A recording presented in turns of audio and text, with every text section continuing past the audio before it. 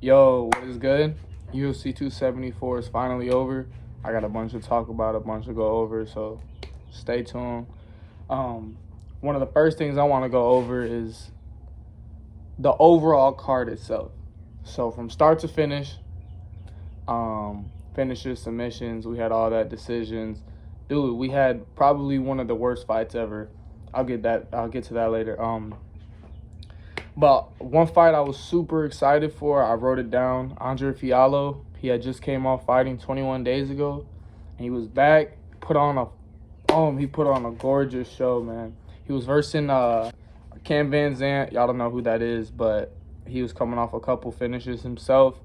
But Andre Fiallo, bro, just left hand ate him up, knocked him out first round. It was super clean. And I think that was his fourth fight in the UFC, so I'm super excited to see what happens next for him. He's always fighting. He wants more fights all the time, so I love fighters like that. Moving on to another fight that I was super excited for. Brandon Royval. Dude, he is a beast, man. He's super squirmy. You put him on his back, he's always moving. His striking, his submission game is there. I forgot Schnell's first name, but he was fighting Schnell. He's a beast as well. They were both going at it in the first round. I think Schnell rocked him a little bit with the shot. And Royval, dude, he dominated on the ground.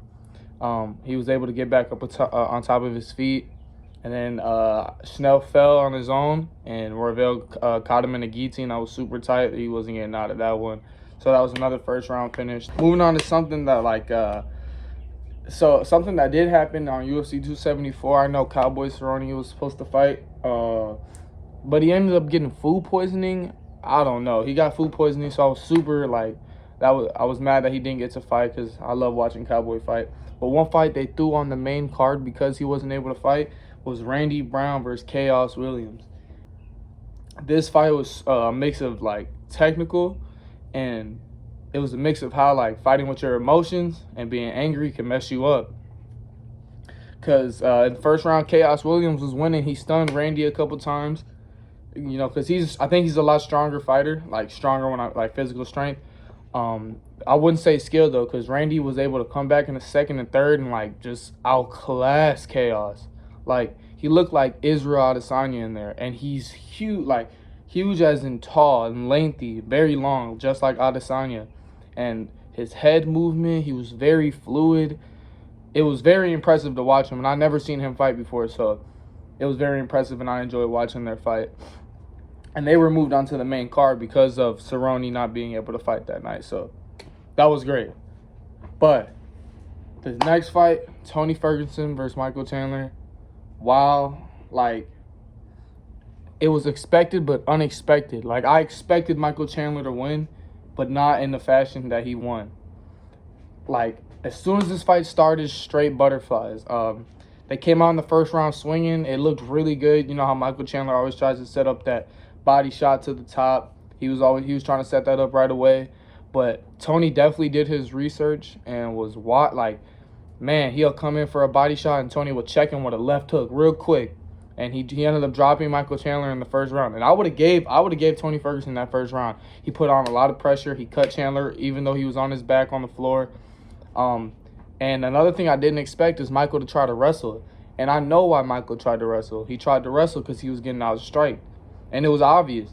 But the takedown was effortless too. As soon as he went for the takedown, he took Tony down right away.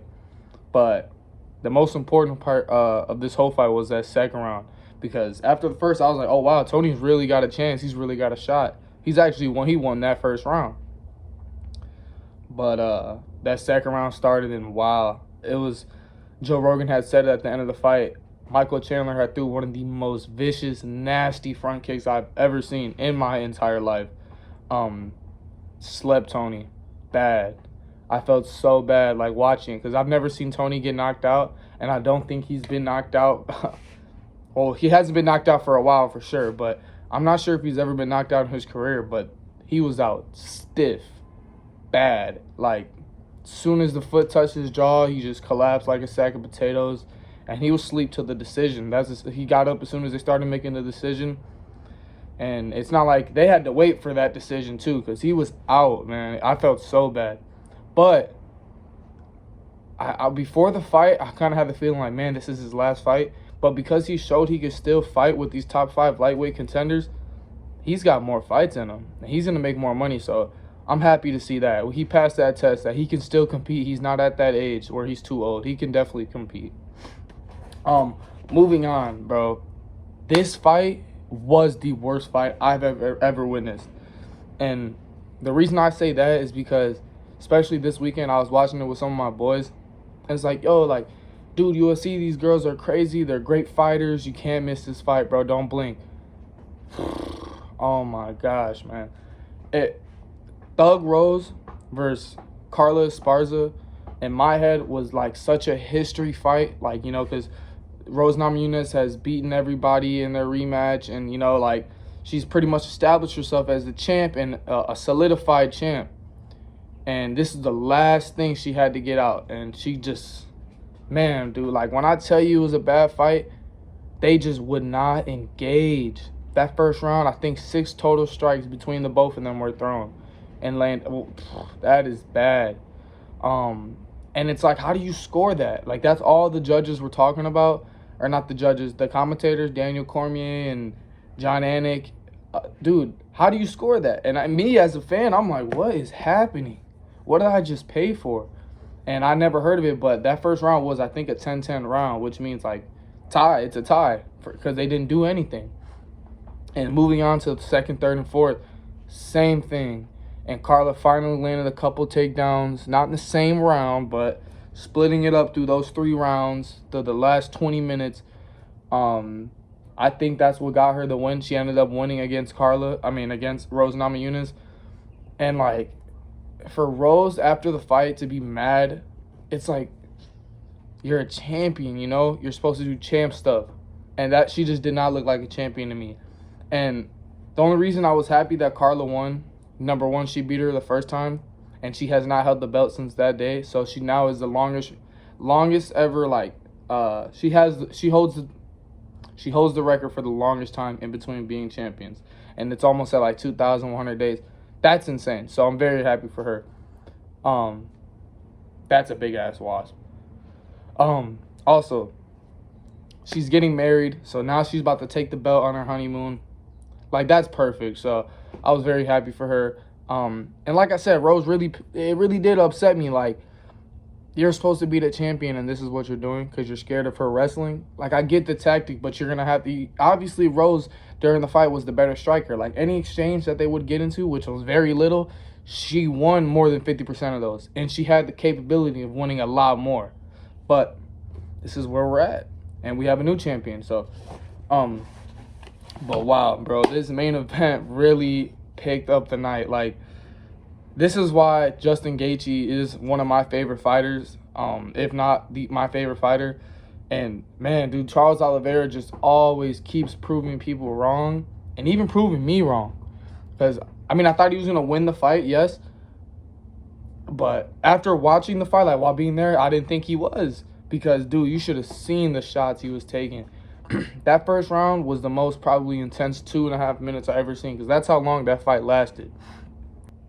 Justin Gaethje came out in that first round swinging bad, you know, throwing everything he had at Charles. And it worked. It worked because Charles likes to get up in the fire. And he got burned. He got burned with an uppercut right in the beginning of the fight after a small exchange that Charles had hit Justin Gaethje with an overhand right. But after that, he got hit with an uppercut, put him right on his back. And I was like, oh, we've seen this before.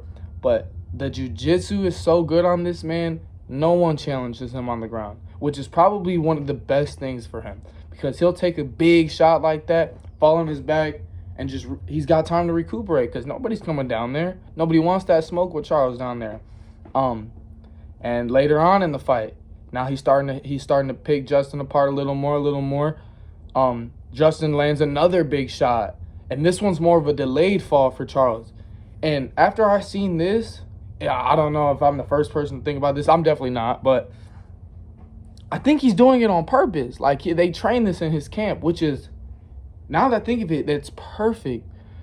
Especially, well, you know, he probably only trained it for Gaethje because he knows Gaethje's BJJ is horrific. But he's getting hit, and he's falling on his back on purpose now. to be able to recuperate, to be able to be dangerous somewhere else. And I think that's perfect. And like, I love that game plan. But one person that's not going to work against is Islam. We'll get to that right now. But this all was happening. Charles was able to get up again after this because Justin didn't even attempt to go down there. The one time Justin did go down there, he was not down there long. He tried to get up the whole time, did not, so Charles re-stands up. They get back at it. It's still the first round. Charles lands a nice overhand right. And instead of, chasing it with more strikes, as soon as Justin Gaethje wobbles and hits his butt, he chases submission. And, oh, my, it was gorgeous. He goes around the neck. He grabs his neck, tries to choke him out. He fails at the choke. Instead of trying to go for another choke, he's throwing elbows, opens up the neck again, gets around the neck, and it's over. And I knew it. As soon as the fight went to the ground and Charles was on top, or Charles was the aggressor coming down, I knew it was over. Straight up. That's how good this guy's BJJ is. And, after the fight, it was all respect. But one thing that really excited me, after is, the Islam versus Charles fight. Because I don't think there's anybody, everybody can strike with Charles, yes. But the thing is, nobody can get down there with him. That's the one thing Charles has on a lot of these guys, like Michael Chandler and Dustin and obviously Gaethje. But I don't think he's got that on Islam. And that's one question I want to go over before I end this, is what's next? And not just what's next for Charles, but I wanted to see what's next for Chandler, what's next for Ferguson, and what's next for Gaethje. So you guys let me know what you guys think. I'm going to give my opinions here shortly. But let me know what you think. For Michael Chandler, he kind of set the table for what's next. And this is what I love about Michael Chandler. He goes after his fight, after just decapitating Tony, he hits 4 backflips. Who doesn't love a backflip? He goes, I want the rematch between Charles and Justin, whoever wins.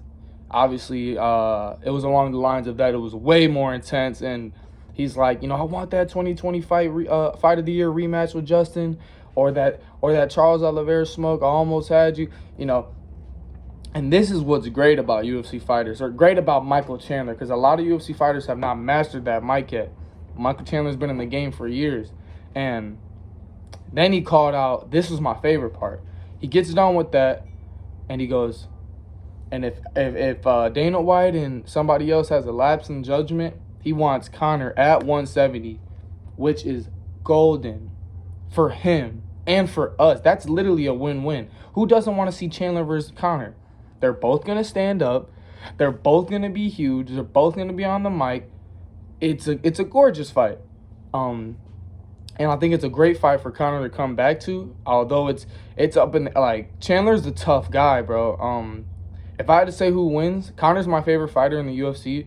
But because of Chandler's wrestling, I'll give it to Chandler at this point. So next for Chandler, I do want to see him versus Conor at 170. Conor does not want to cut 155. I don't think he does.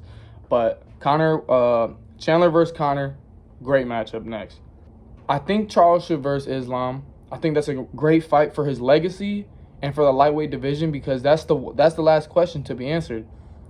Who's going to also take that fight to Charles on the ground? And I think Islam will take that fight. I'm 100% sure Islam will take that fight to the ground. So I'd love to see that. But I do think Charles wins. And if Charles wins, I think he solidifies himself as the lightweight GOAT over Khabib. A lot of people are not going to like that, but that's just me, bro. That's my picks. That's what I think should be next. Please, you guys, let me know what you think. And next weekend, I know we got Alexander Rakic versus Jan Blachowicz. We got former champions versus top contenders. I'm very excited. I'll give you guys a review on that. Other than that, enjoy yourselves.